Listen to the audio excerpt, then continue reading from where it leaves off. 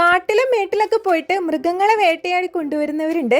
അതേപോലെ തന്നെ ചെടിപ്രേമികൾക്കുള്ള ഒരു സംഭവമാണ് പ്ലാൻ ഹണ്ടിങ്. കാലങ്ങളായിട്ട് നമ്മളൊക്കെ ചെയ്തു വരുന്നൊരു സംഭവമാണെങ്കിലും ഇതിനിങ്ങനെ ഒരു പേരുള്ള കാര്യം ഈ അടുത്തിടയ്ക്കാട്ടോ ഞാൻ അറിഞ്ഞത്. അപ്പൊ നമുക്കൊന്നൊരു പ്ലാൻ ഹണ്ടിന് പോയാലോ?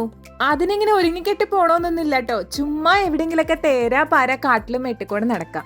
അപ്പൊ നമുക്ക് കണ്ണിൽ ഇഷ്ടപ്പെടുന്ന ചെടികളൊക്കെ നമുക്ക് കളക്ട് ചെയ്തുകൊണ്ട് വരാം. ഇപ്പൊ നിങ്ങൾ കാണുന്നത് സിങ്കോണി ആട്ടോ. നമ്മുടെ വീട്ടിലെ പോട്ട്സിൽ ഞാൻ കുറച്ച് വെച്ചിട്ടുണ്ട്. അതൊക്കെ ഇവിടെ നിന്ന് കളക്ട് ചെയ്തതാണ്. എനിക്ക് ഇങ്ങനെയുള്ള കാര്യങ്ങളാണ് കൂടുതൽ ഇഷ്ടം. നഴ്സറി പോയി ചെടി വാങ്ങാൻ ഇഷ്ടമാണെങ്കിലും ഇങ്ങനെ കിട്ടുമ്പോൾ ഒരു വല്ലാത്ത സന്തോഷമാണ്. അതിപ്പോൾ കാശ് കൊടുക്കണ്ട എന്നുള്ളതുകൊണ്ടല്ല കേട്ടോ. എന്നാലും നമ്മളായിട്ട് കണ്ടുപിടിക്കുമ്പോൾ ഒരു രസം. ഇങ്ങനെയൊക്കെ ചെയ്യുമ്പോൾ സൂക്ഷിക്കണം. ചിലപ്പം വിഷച്ചെടികളൊക്കെ ഉണ്ടാവും. അതൊന്നും പറിച്ച് വീട്ടിലോട്ട് കൊണ്ടുവരരുത്. അപ്പം നമ്മൾ പോകുന്ന വഴി ഫ്രണ്ടിൻ്റെ വീട്ടിൽ നിന്ന് കുറേ ബംബ്ലൂസ് നാരങ്ങയും മൾബറിയും ഒക്കെ കിട്ടിയിട്ടുണ്ടായിരുന്നു. അപ്പം നല്ലൊരു ഏരിയ കണ്ടു കഴിഞ്ഞപ്പം അവിടെ ഇരുന്ന് അതങ്ങോട്ട് തിന്നാന്ന് വിചാരിച്ചു. എനിക്കിതിനൊക്കെ കൂട്ടുള്ളത് ചേച്ചിയുടെ മോളാണ് കേട്ടോ.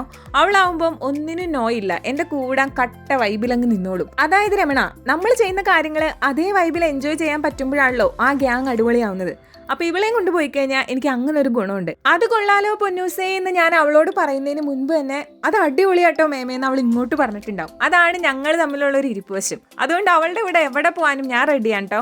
എൻ്റെ കൂടെ വരാനും അവൾക്ക് ഭയങ്കര ഇഷ്ടമാണ്. ഇങ്ങനെ പ്ലാൻ ഹണ്ടിനൊക്കെ പോകുമ്പോൾ ഒത്തിരി ചെടിയൊക്കെ ചിലപ്പോൾ കിട്ടും. അപ്പൊ എല്ലാം കൂടെ ഒരുമിച്ച് നടാൻ സമയം കിട്ടിയില്ലെങ്കിൽ അത് നശിച്ചു പോകാതെ വെള്ളത്തിലൊക്കെ ഇട്ട് വെച്ച് സമയം കിട്ടുമ്പോഴൊക്കെ നട്ടു കൊടുക്കാം. ഞാൻ എൻ്റെ ചെറുതിലേ മുതലേ ഇങ്ങനെയൊക്കെ തന്നെയാട്ടോ പതുക്കെ പതുക്കെ ഗാർഡൻ സെറ്റ് ചെയ്ത് കൊണ്ടുവന്നത്.